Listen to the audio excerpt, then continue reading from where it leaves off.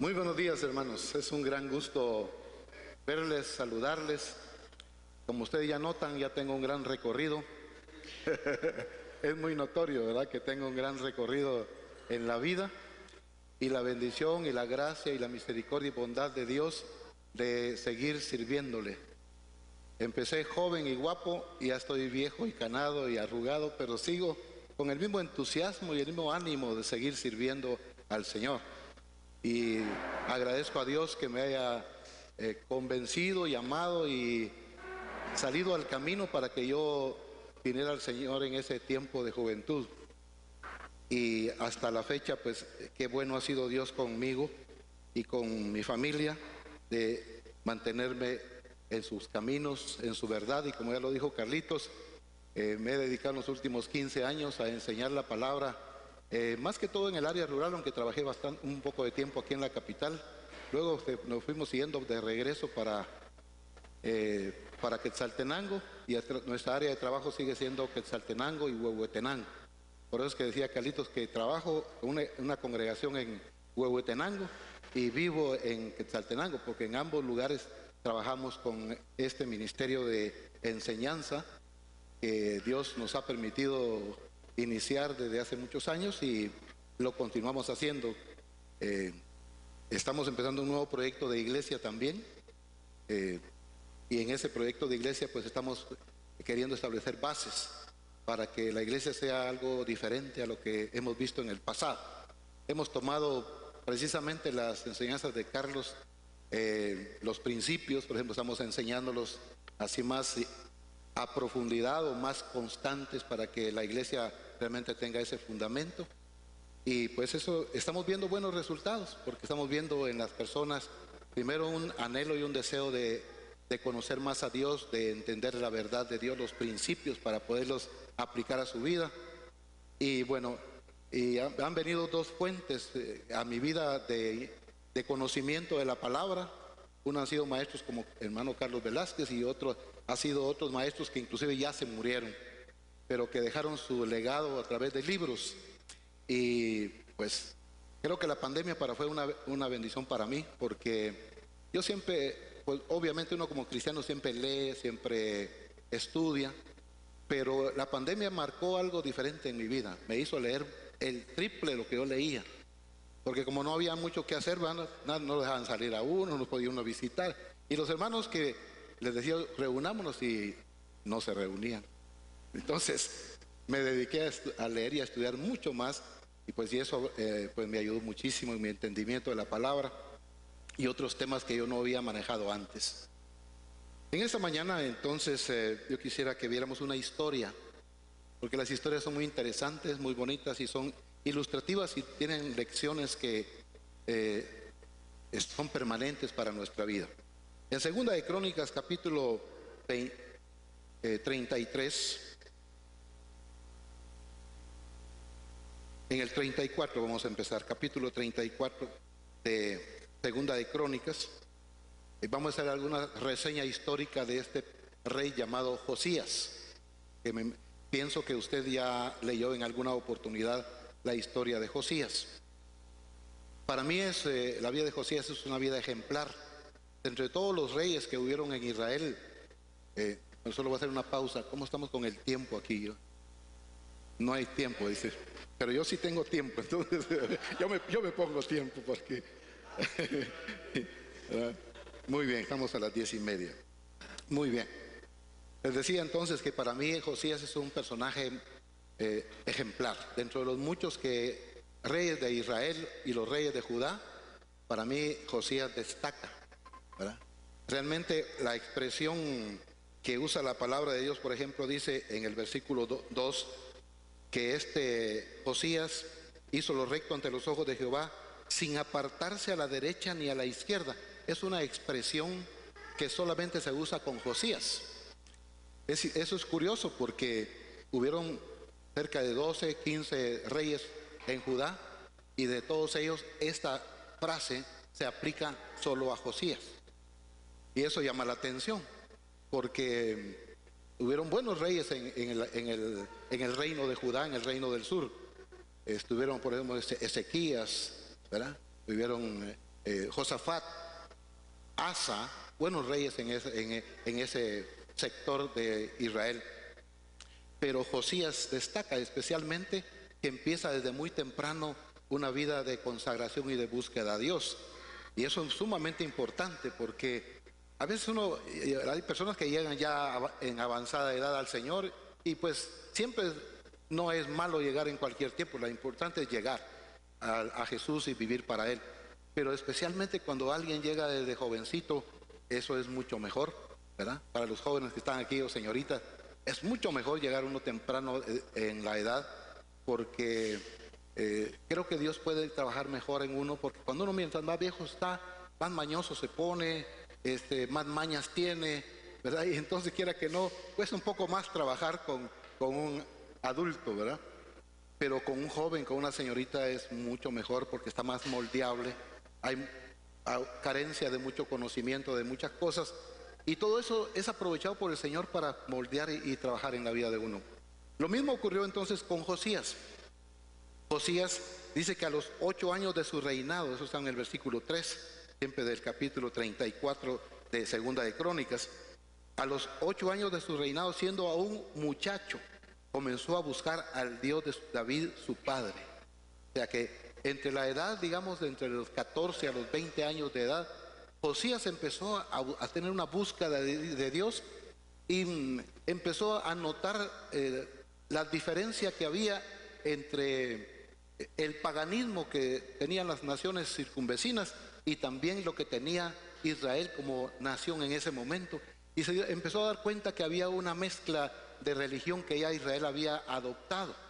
Es decir, que Israel ya no tenía una religión pura como había sido el deseo de Dios desde el principio, sino que habían llegado a un momento dado a hacer ese tipo de conexión tanto de paganismo con cristianismo o con la religión que Dios les había entregado a través de Moisés. Josías empezó a notar muy claramente que eso se estaba dando en Israel y que eso estaba provocando, por supuesto, que hubiese un corazón dividido en la gente y que las personas no estaban definidas en relación a Dios. Y al ver ese tipo de situación de su tiempo, entonces decide, ya que tiene la autoridad y el poder como rey en la nación, decide entonces empezar a hacer reformas, a hacer cambios en toda la nación. Y entonces dice que en el versículo número 3 que estaba leyendo, a los 12 años comenzó a limpiar a Judá y a Jerusalén de los lugares altos, imágenes de acera, esculturas e imágenes fundidas. Y derribaron delante de él a los altares de los Baales, e hizo pedazos las imágenes del sol que estaban puestas encima. Es decir, empezó a hacer una reforma religiosa. Una reforma importante, por cierto, pero y entonces empezó a hacer ese tipo de limpieza de todos los ídolos que ya estaban en Israel, que generalmente fueron los problemas que le fueron dando al pueblo de Dios, al pueblo de Israel, a lo largo de la historia.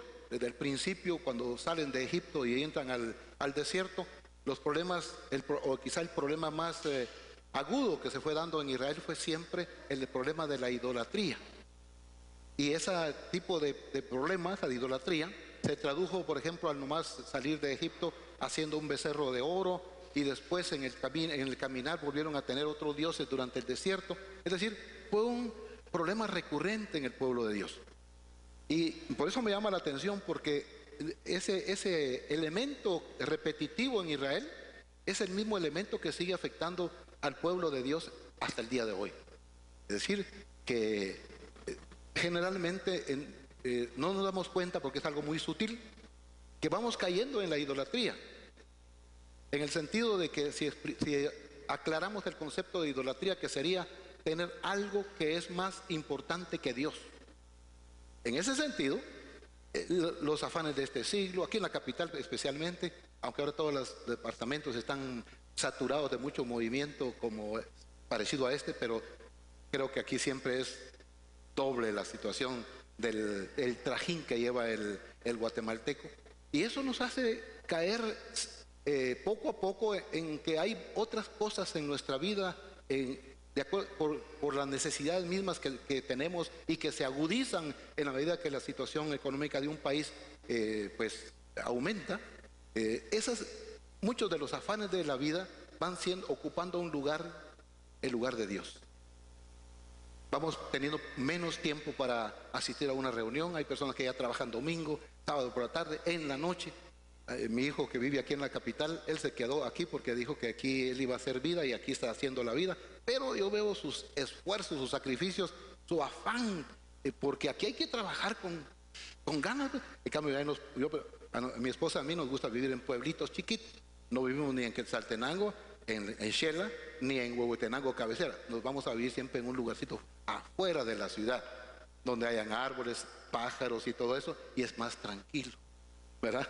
Porque en la ciudad siempre es más ajetreado todo, y ese ajetreo va poco a poco afectando la vida de tal forma que muchos elementos o algunos elementos de la vida van ocupando el lugar de Dios, van tomando el tiempo de Dios. Es raro ya encontrar personas que dicen, mire, yo hoy tuve un estudio por la mañana en mi casa. ¿Por qué? Porque hay que levantarse a las 4 de la mañana para ir a llevar a los niños al colegio. Mi hijo a las 4 se levantan y a bañarse de una vez al agua, ¿verdad? Y luego salen a las 5:30 y así. El trajín de la capital es tremendo. Pero independientemente de las circunstancias de la vida, tanto allá en aquellos tiempos como en este, la idolatría siempre sigue afectando la vida del cristiano. Es decir, otras cosas, otros elementos, otras situaciones van ocupando el lugar de Dios. Josías se dio cuenta de eso y entonces decidió quitar la idolatría. Creo que el primer paso que uno tiene que considerar como hijo de Dios es quitar aquellas cosas que impiden que yo tenga una relación en aumento con Dios, que crezca en Dios, que yo siga, realmente no descuide el ir aprendiendo más de su palabra y desarrollando ese entendimiento y conocimiento del Señor, para que realmente podamos crecer como el Señor quiere, a esa estatura del varón perfecto que es Cristo, y no nos quedemos ahí en medio del caminar, al final de cuentas estancados o desviados de la verdad por las circunstancias que atravesamos, como aquí en la capital. Ya les decía, yo veo a mi hijo con tantos afanes aquí, tiene 3 hijas, y ni modo, ya con 3 hijos aquí ya quiere ganas, ¿verdad que sí? Por supuesto, ¿verdad? Que lo diga yo, dicen algunos por ahí. Sí. Pero nosotros, por eso, ya les decía, vivimos en pueblitos, siempre nos salimos de la ciudad, ¿verdad? Allá en Quetzaltenango vivimos en una aldea que se llama Pueblo Nuevo, fuera ni siquiera en un municipio, fuera, en una aldea. Fui a Huehuetenango y ya empezamos el proyecto de iglesia, y entonces los hermanos me decían, mire que aquí hay una casa que alquile por acá, por allá. No, nosotros fuimos a Chantla, para los que conocen por allá, y no en mero Chantla, sino que en una aldeíta que se llama Buenos Aires. O sea que yo vengo de Buenos Aires. ¿Por qué razón? Bueno, porque ya nos permite también tomar ese tipo de decisiones. Yo entiendo que muchos no pueden tomar esas decisiones para su vida, pero a estas alturas ya nos permite eso, de ir buscando realmente más lugares que nos casan mejor para la vida, y eso pues nos permite dedicarnos a lo que hacemos para el Señor. Josías vio que ese era el problema del pueblo, la idolatría. Habían muchos dioses, se mencionan algunos, por ejemplo, aquí se habla de los Baales, se habla de Acera, se habla de Astarot, se habla de Quemos o Quemos, y así sucesivamente. Los dioses habían ido introduciéndose en la vida del pueblo, de tal forma que se iban alejando de Dios, y especialmente se iban alejando de la comprensión de lo que Dios les había ordenado para vivir. Eso vamos a ver un poquito más adelante. Pero sigamos. A los 12 años comenzó a limpiar a Judá y a Jerusalén de los lugares altos, de las imágenes de acera, de esculturas, de imágenes y de todo eso. Empezó, dice, a limpiar a Judá y a Jerusalén. Eso significa que no era solo un asunto externo. Los ídolos no son necesariamente externos. El mayor problema es cuando son internos. Cuando se interiorizan aquellas cosas que afectan nuestras prioridades con Dios. Y uno tiene que hacer un análisis o una reflexión personal para ver si realmente los ídolos de hoy, que son el afán, el corre, el que hay mucho tráfico y que se desperdicia mucho tiempo en todo ese tipo de cosas, uno tiene que hacer una reflexión personal para ver si todo eso no está restando mi tiempo de devocional con Dios para cultivar realmente una vida cristiana consistente.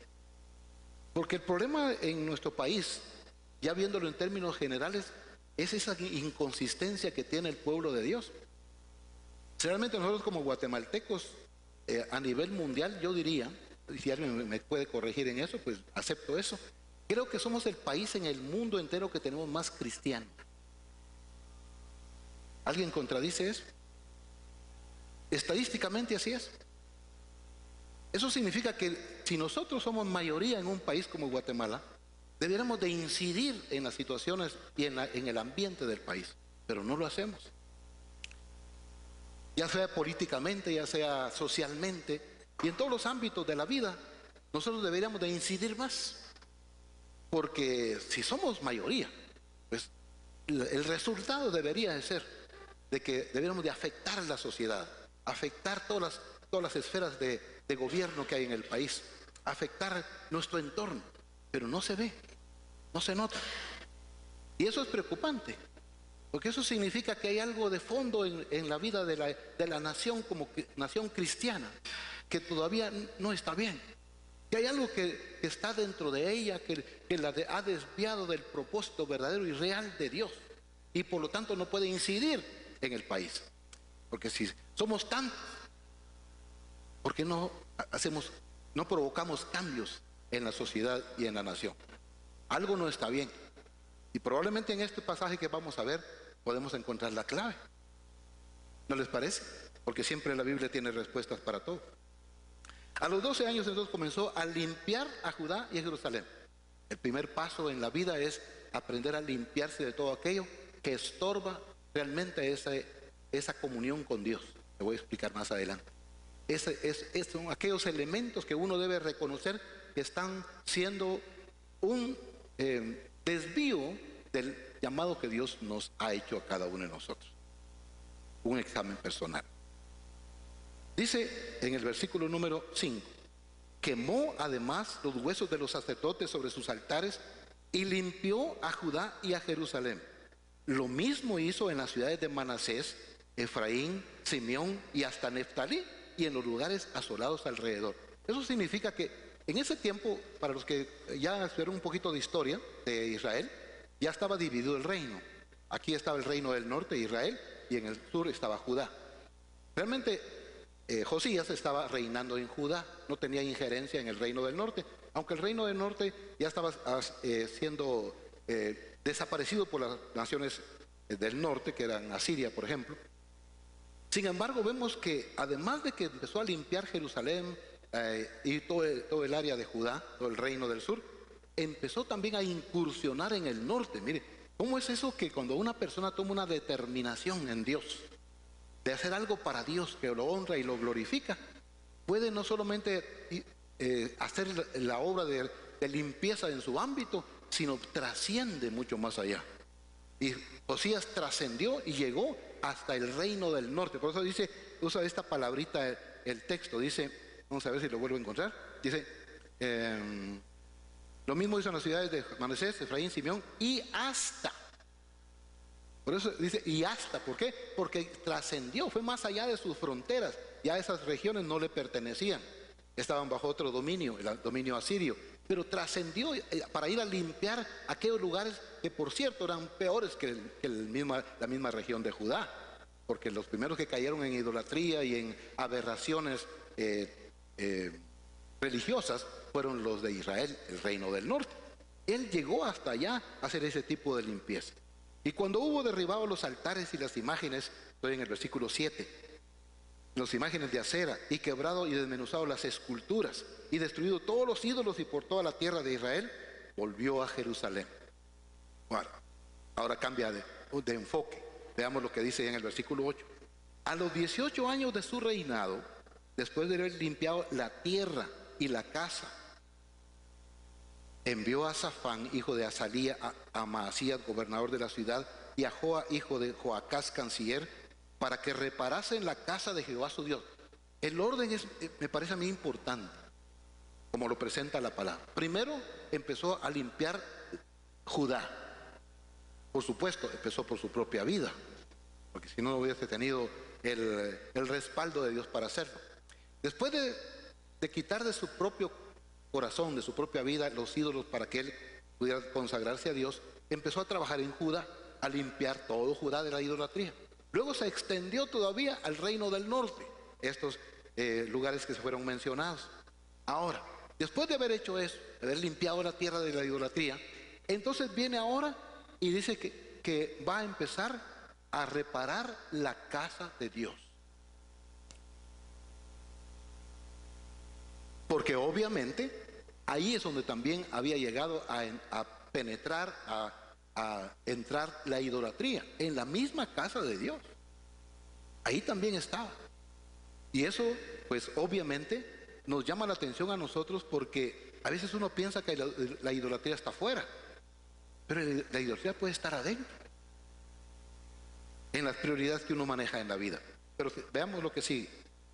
Vinieron estos al sumo sacerdote Hilcías y dieron el dinero que había sido traído a la casa de Jehová, que los levitas que guardaban la puerta habían recogido de mano de Manasés y de Efraín y de todo el remanente de Israel y de todo Judá y Benjamín y de los habitantes de Jerusalén. Es decir, ya se habían empezado a recoger ofrendas para restaurar el templo físico de Israel, el templo que había hecho Salomón, porque estaba arruinado, estaba contaminado, etcétera, etcétera. Y entregaron el dinero y le dieron a los carpinteros, y bueno, ahí nos vamos saltando algunos versículos, ¿verdad? Bueno, versículo 14, ¿me está siguiendo? Segunda de Crónicas, capítulo 34, verso 14. Y al sacar el dinero que había sido traído a la casa de Jehová, el sacerdote Hilcías halló el libro de la ley que Jehová había dado por Moisés. Al estar reparando el templo y viendo todo lo que era necesario hacer, encontraron el libro de la ley. O sea que estaba perdido, estaba escondido o guardado, cualquiera de las tres. El libro de la ley. ¿Sabe que el libro de la ley? Va a haber piñata, ¿no? El libro de la ley estaba escondido, estaba perdido. Con razón, vamos viendo la causa por la cual el pueblo vivía en idolatría. Porque el libro de la ley estaba allí en un lugar reservado en el que no tenía acceso la gente. Y usted recordará que desde el tiempo de Moisés, la idea de Dios de dar su ley, de dar su palabra, era para que el pueblo la escuchara, la aprendiera y la pusiera en práctica. Esa es la idea desde el principio. Tristemente, a lo largo de la historia, como ya hemos dicho, y usted lo puede seguir leyendo en la Biblia, vemos que el pueblo siempre desestimó la ley. Siempre los mandamientos de Dios fueron dejados a un lado. Y se mantuvo, por supuesto, todo el sistema ritual. Todo lo que eran los sacrificios y las ofrendas se mantuvo. Porque es más fácil para las personas, para el ser humano en general, mantener una liturgia o un sistema de religión, ¿ah?, que realmente vivir una vida acorde y en obediencia a la palabra de Dios. Es más fácil llevar un rito es más práctico, es más sencillo, ¿verdad? Porque uno dice, bueno, ya fui a la iglesia, escuché al predicador y canté y ofrendé y ya se acabó. La liturgia es muy sencilla y muy fácil. El asunto es la conducta, el estilo de vida. Cambiar eso es diferente. Y lo que cambia y transforma la vida es ese libro que ellos encontraron. ¿Ah? Estaba abandonado. ¿Cuántos años habían pasado? Fíjense que es curioso, pero habían dos reyes anteriores a Josías, habían sido reyes muy malos. Eso significa que dos periodos presidenciales anteriores no estaba la palabra, no estaba el libro. Pero hay otro detalle aquí que me llama la atención, es que fue hallado el libro de la ley.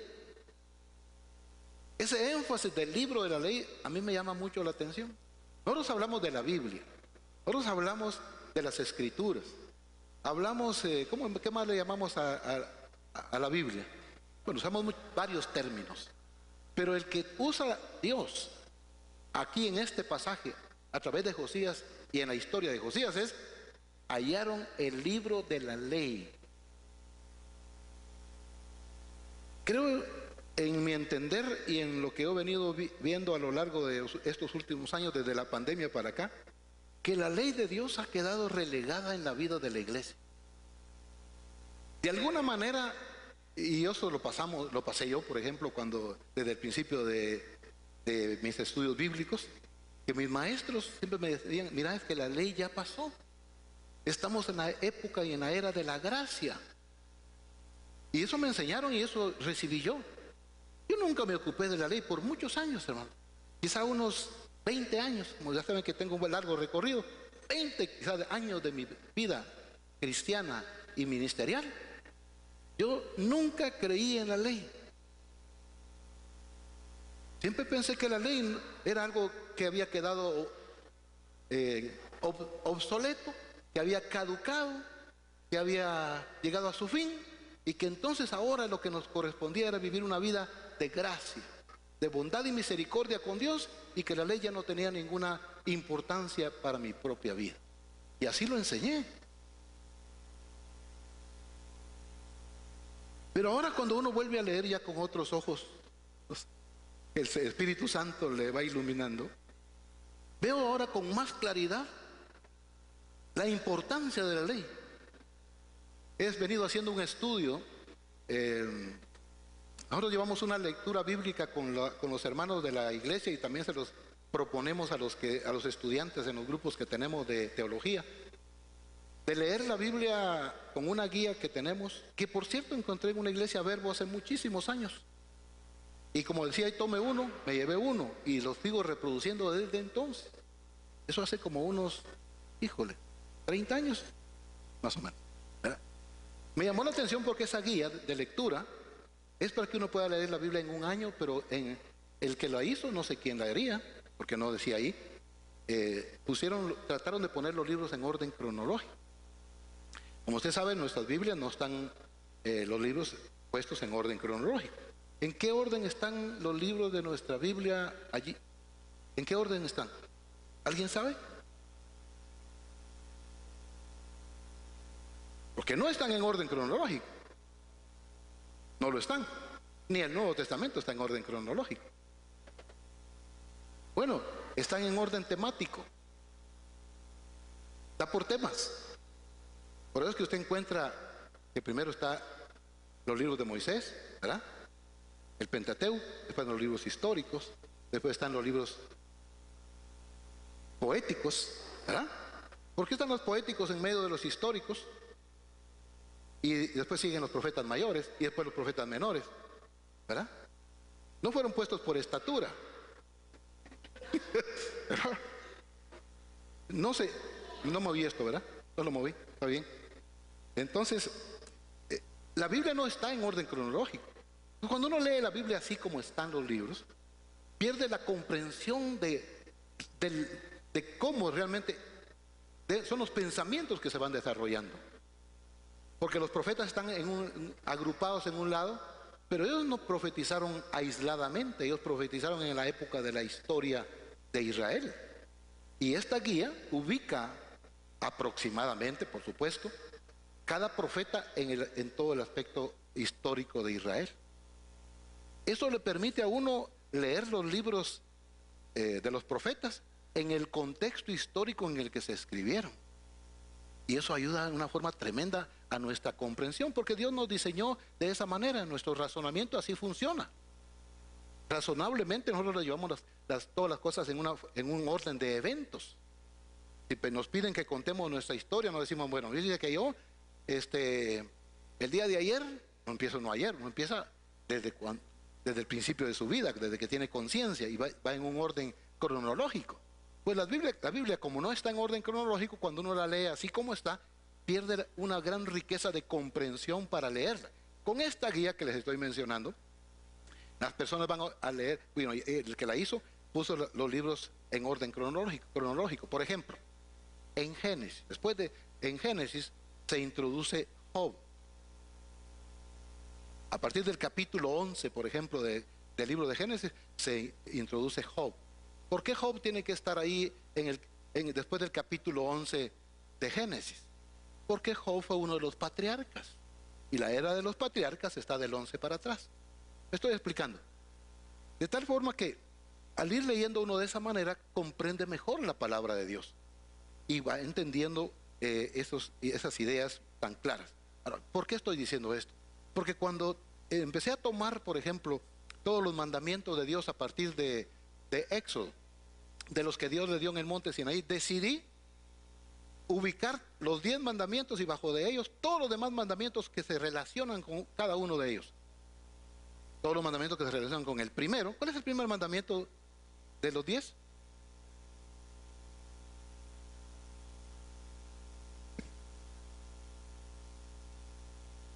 No tendrás dioses ajenos delante de mí. ¿Y el segundo? No te harás imagen. ¿Y el tercero? No tomarás el nombre de Dios en vano. ¿Y el cuarto? Mejor no sigo, ¿verdad? Cada uno de esos mandamientos y poniendo todos los demás, porque mire, de los 10 mandamientos Dios desglosa a todos los demás para hacer un cuerpo de ley que nos compete para la vida.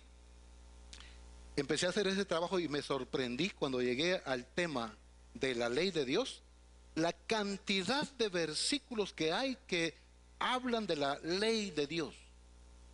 Realmente es el cuerpo de versículos más grande que he encontrado y no he terminado. Como voy siguiendo la lectura juntamente con mis hermanos con esta guía que les menciono, en este momento estamos leyendo Jeremías. ¿Y sabe una cosa? Jeremías vivió y escribió en el tiempo de Josías. Interesante, ¿no? ¿Por qué? Porque las reformas que hace Josías, los cambios que hace, Jeremías está consciente de esos. Y más adelante les voy a mencionar algo importante de lo que Jeremías dice en relación a esa época. Pero por el momento veamos el hecho de que vemos que la ley de Dios se repite con tanta frecuencia, tantos versos de la palabra de Dios que hablan de la ley de Dios, que decir que es irrelevante para el día de Dios, el día de hoy, sería una locura. Es tan relevante como lo fue en aquel tiempo, porque la palabra de Dios es eterna. Los pensamientos de Dios no cambian. Y entonces aquí encontramos que cuando se fue a reparar el templo, dice que encontraron el libro de la ley. Encontraron el libro de la ley. Ya se me movió un poquito esto, pero voy a regresar ahí. Y entonces, al encontrar el libro de la ley, los sacerdotes, o el sacerdote Hilcías, halló el libro de la ley de Jehová dada por medio de Moisés, y fue con el rey y le dijo: yo he hallado el libro de la ley en la casa de Jehová. ¿Dónde estaba perdida la ley de Jehová? En la casa de Dios.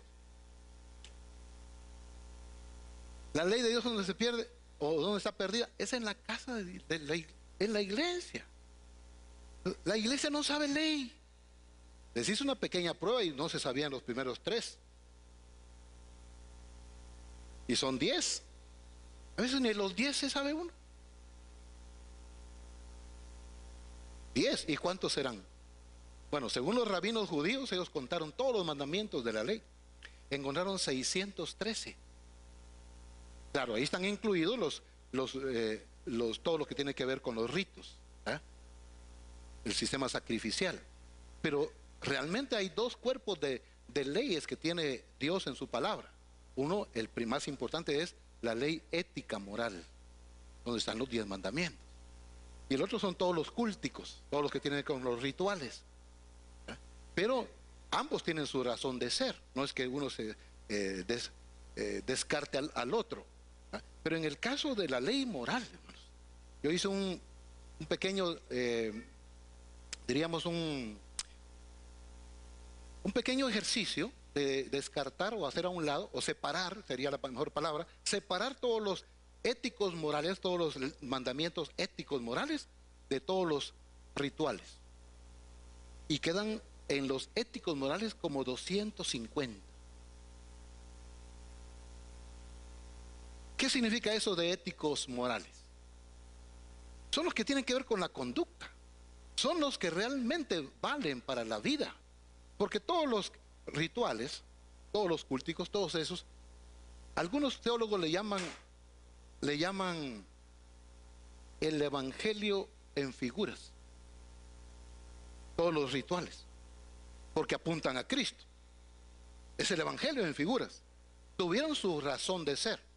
Todavía hoy en día se pueden usar como ejemplos para enseñar. Pero básicamente terminaron porque todos culminaron en Cristo. Pero los éticos morales siguen vigentes. Porque todo lo que no es ético es pecado. Todo lo que es contra la moral es rechazado por Dios. El problema de nosotros, y como lo vemos aquí, que el libro de la ley estaba perdido en el templo. En la iglesia está perdida la ley. No hay ley. La iglesia se ha convertido, como dicen algunos escritores, en una iglesia anomia. ¿Qué es eso? Sin ley.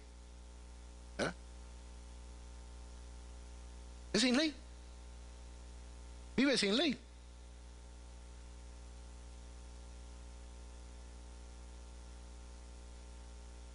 En algún momento de la historia, religiosamente hablando, se hizo esa separación.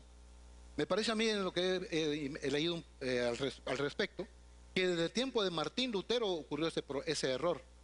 El mismo Martín Lutero no le dio la importancia a la ley de Dios que debía, por el hecho de que quería enfatizar tanto la gracia, la sola escritura, pero especialmente la gracia. Quiso enfatizarla tanto que la ley no le dio importancia y hasta hizo algunos señalamientos negativos en contra de la ley de Dios, cuando uno lee la historia de Martín Lutero. ¿Y eso a qué llevó? Que la iglesia se convirtiera en una iglesia antiley. Desde el tiempo de Martín Lutero. Imagínense, vea usted eso. Ya en su recorrido hasta la fecha, uno no encuentra una congregación donde se predique ley de Dios. Es muy difícil encontrar predicadores que hablen sobre la ley de Dios. La ley de Dios está perdida o escondida, como aquí. Yo he hallado el libro de la ley en la casa de Jehová. Y dio Hilcías el libro a Safán.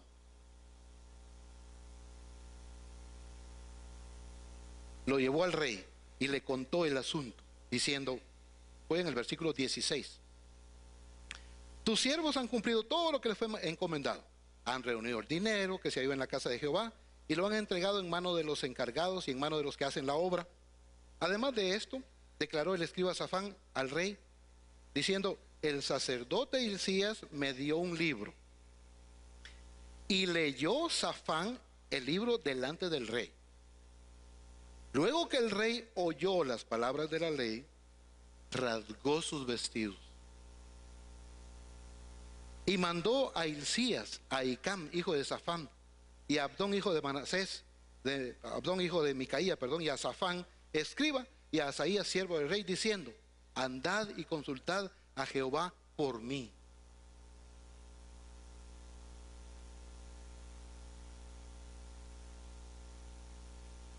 Quiero mostrarles algo que no está en Segunda de Crónicas. Bien, aquí está.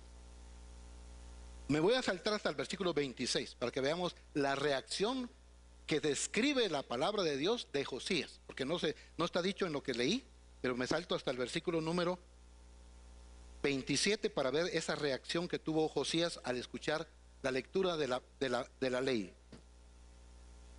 Dice, mas al rey de Judá, que os ha enviado a consultar a Jehová, así le diréis, Jehová el Dios de Israel ha dicho así, por cuanto oíste las palabras del libro.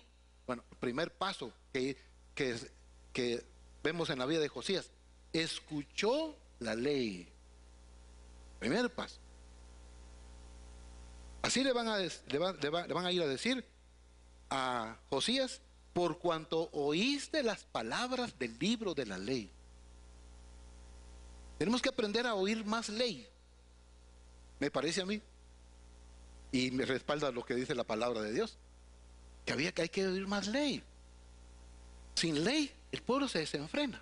La misma vida no funciona sin ley. Muéstreme usted, dígame algún ámbito de la vida humana que no necesita ley, que no necesita normas. Dígame alguno. No hay.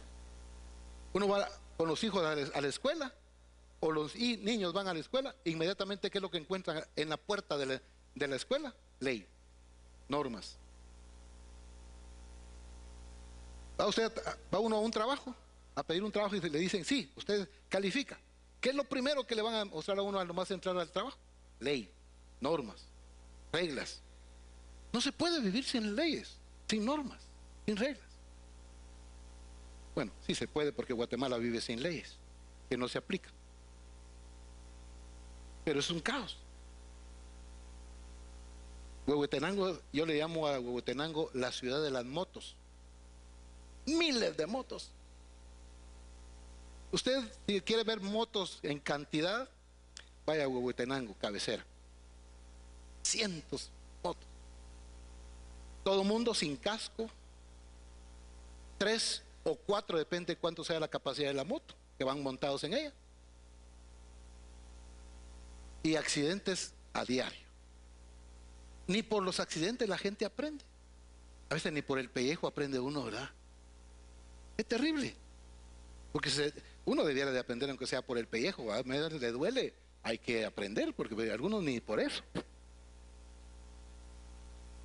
Porque no vivimos bajo ley, o no se hace cumplir la ley.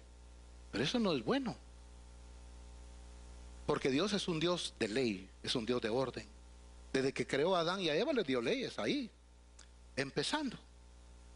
Ni siquiera estaban respirando bien y ya les estaba dando las leyes. Por eso algunos de los teólogos que leo dicen que la ley de Dios es como el agua para el pez. Si usted saca al pez y se vuelve pescado, lo saca del agua, ¿verdad? Para que vaya a ver el panorama, se muere. Y el Hijo de Dios, el ser humano, si se saca del ambiente de la ley de Dios, tiende a morir. El problema de la muerte que se menciona es como ese término llamado que se dice languidece. No se muere inmediatamente. ¿Ya ha visto un pez cuánto tiempo tarda en morir? Saque un pez del agua y va a ver que tarda hasta 20 minutos vivo. Todavía brinca, aletea, o cómo se dice, ¿verdad?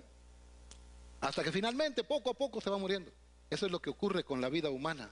Sin la ley de Dios, estamos muriendo, pero lentamente. Estamos languideciendo. Hasta que finalmente va a ser la muerte. Y aquí encontramos que lo que encontraron fue el libro de la ley. Cuando Josías escuchó las palabras del libro de la ley, le dice la profeta, en este caso Hulda, o la profetisa, perdón, le dice, y tu corazón se conmovió. Cuando oyó la ley de Dios se conmovió. Yo no sé qué nos conmueve a nosotros hoy en día, hablando religiosamente aquí entre nosotros. ¿Qué nos conmueve realmente? Probablemente sea más que todo la alabanza.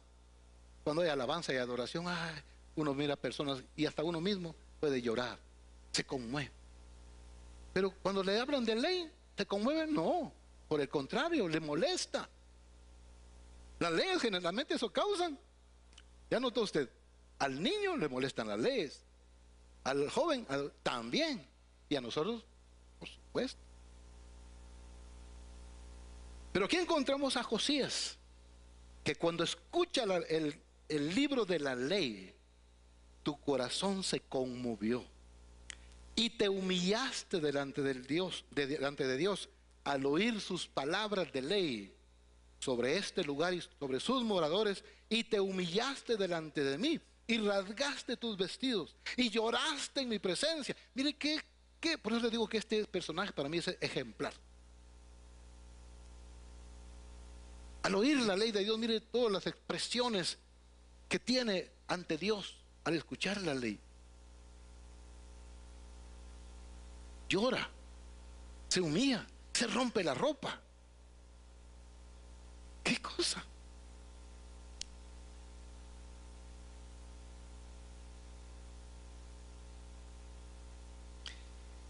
Y es curioso que cuando vemos el versículo 24 y 25, o perdón, el 25 nada más, dice, por cuanto me han dejado, o sea, Dios está hablando a través de la profetisa y le está diciendo al pueblo, debido a que dejaron la ley, mi ley, y luego añade, por cuanto me han dejado y han ofrecido sacrificios a dioses ajenos.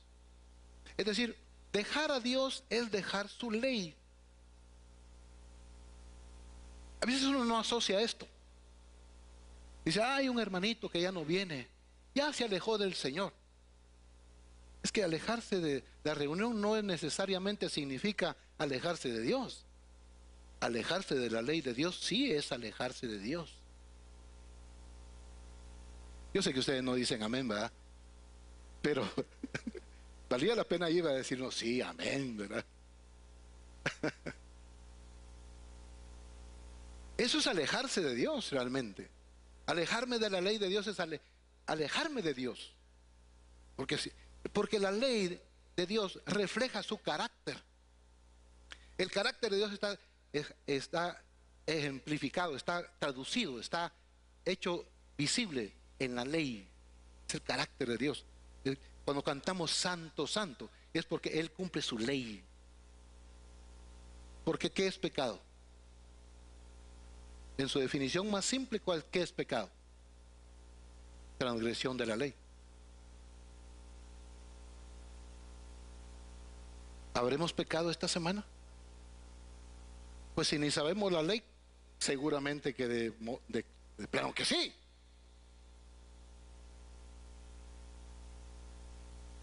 Porque ¿cómo puede uno obedecer lo que no sabe?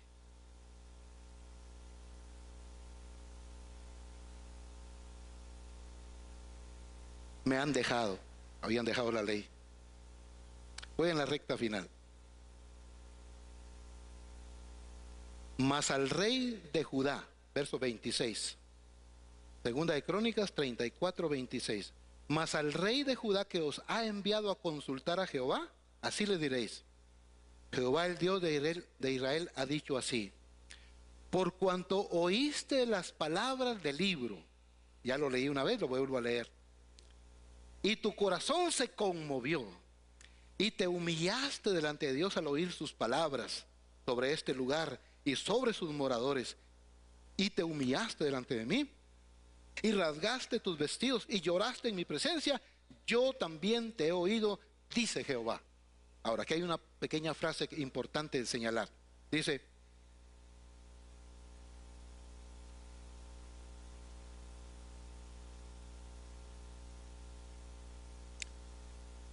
te humillaste delante de Dios al oír sus palabras sobre este lugar y sus moradores.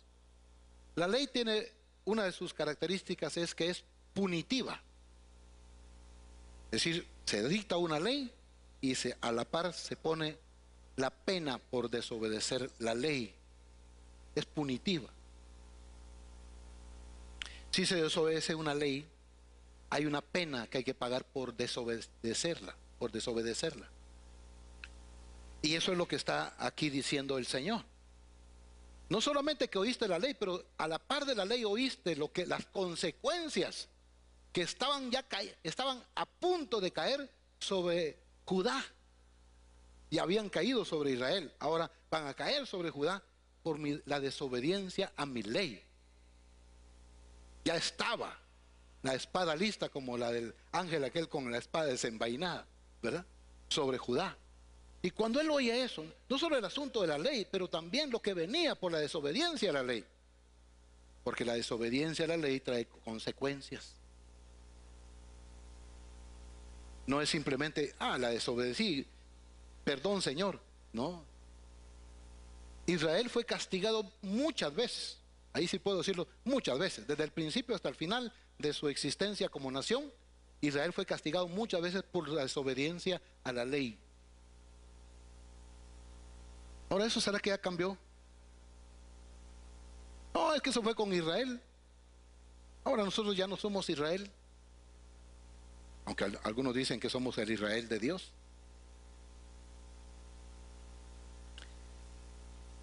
Por cuanto me han dejado, versículo 25, y han ofrecido sacrificios a dioses ajenos, provocándome a ira con todas las obras de sus manos. O sea, que desobedecer la ley, ¿qué trae hacia Dios? O de Dios hacia nosotros. Ira. Yo sé que este mensaje no es muy atractivo, porque estamos acostumbrados a oír muchos mensajes así muy alegres y muy motivadores, ¿verdad? De todo lo que Dios puede hacer por nosotros, pero en este caso estamos viendo lo que nosotros tenemos que hacer para Dios, lo que Él espera de nosotros. ¿Y qué espera Dios de nosotros? Obediencia a su ley. ¿Sí? Eso no ha cambiado.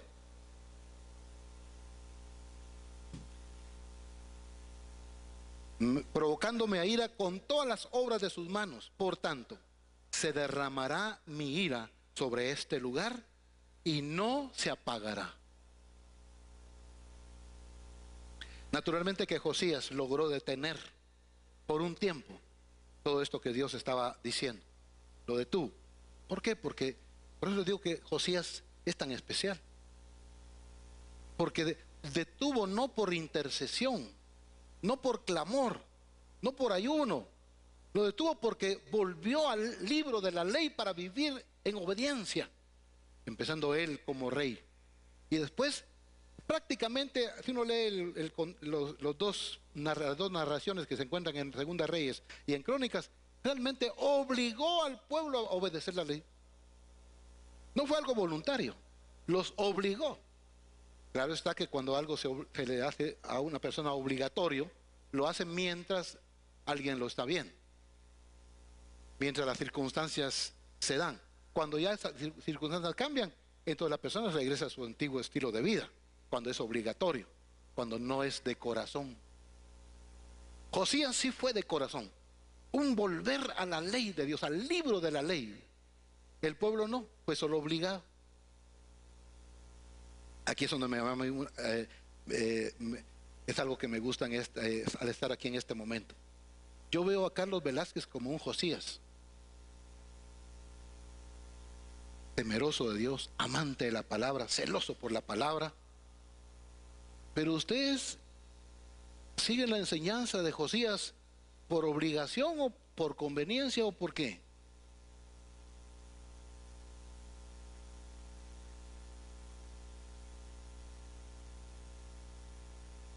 Porque cuando ya no esté Carlos, qué principio ni qué nada, hermanos. Es que Dios levanta a Josías en diferentes épocas para hacernos volver a las cosas que son fundamentales de la vida. Y en este caso, yo estoy enfatizando porque la Biblia lo dice, la ley de Dios a la que debemos de volver. El apóstol Pablo calificó la ley de Dios. ¿Cómo la calificó Pablo? Él dijo, la ley a la verdad es santa, justa y buena. Si es santa y es justa y es buena, ¿qué le podemos quitar a la ley? Dígame.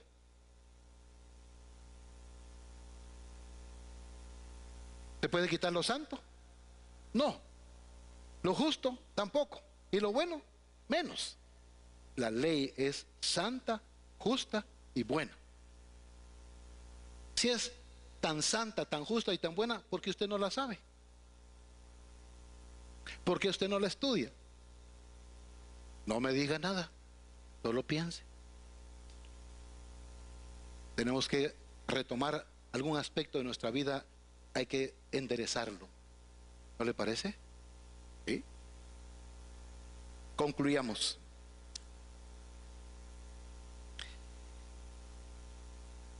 Vuelvo a leer esta parte.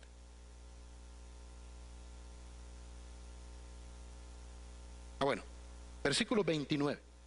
Entonces el rey envió y reunió a todos los ancianos de Judá y de Jerusalén, y subió el rey a la casa de Jehová, con él todos los varones de Judá y los moradores de Jerusalén, los sacerdotes, los levitas y todo el pueblo, desde el mayor hasta el más pequeño. Y el rey leyó a oídos de todos ellos las palabras del libro del pacto, el libro de la ley, que había sido hallado en la casa de Jehová. Y estando el rey en pie en su sitio, hizo delante de Jehová pacto de caminar en pos de Jehová y de guardar sus mandamientos, sus testimonios, sus estatutos, con todo su corazón, con toda su alma, poniendo por obra las palabras del pacto que estaban escritas en aquel libro. Mire qué tremendo es. ¿Cómo termina el mensaje de hoy? La Biblia sigue, pero yo lo termino aquí.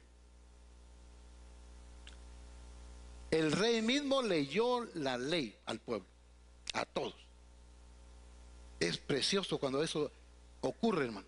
Pocas veces en la Biblia se encuentra algún personaje importante, algún líder, leyendo la palabra de Dios, especialmente la ley, con tanta vehemencia, con tanto cuidado y con tanta amplitud.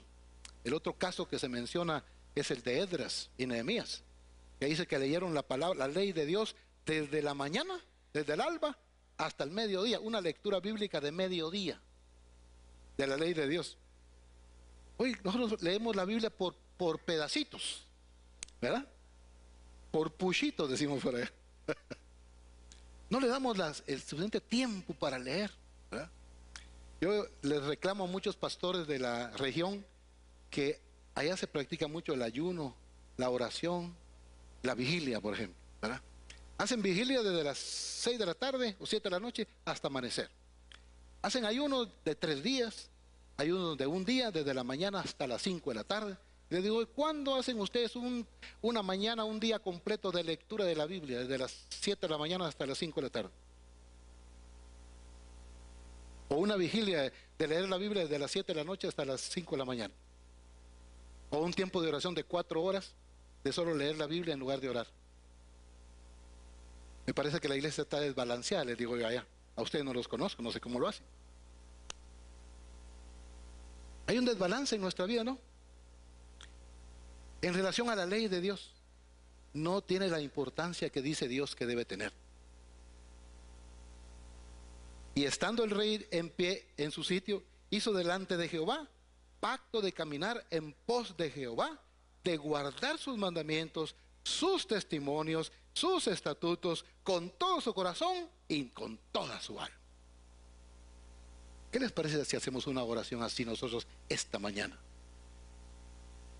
Lo repito, esta es la tercera. Y estando el rey en pie en su sitio, hizo delante de Jehová pacto de caminar en pos de Jehová y de guardar sus mandamientos, sus testimonios y sus estatutos, con todo su corazón y con toda su alma, poniendo por obra las palabras del pacto que estaban escritas en el libro de la ley. Oramos. Padre, muchas gracias. Qué bueno eres tú, Señor, al darnos tu ley. Gracias por levantar Josías, que nos desafían a volver a tu palabra con seriedad, con dedicación, con abnegación y sacrificio, para aprender tu verdad, tu ley, tus mandamientos, tus estatutos, tus decretos, que, Señor, transforman y cambian verdaderamente nuestra vida. Esta mañana, Espíritu de Dios, tú nos persuadas, nos convenzas de esta verdad, y que en el nombre de Jesús podamos retomar el camino de la obediencia a tu palabra, a tu ley. En el nombre poderoso de Jesús, muchas gracias, Señor. Amén, amén. Gracias, hermanos. Gracias por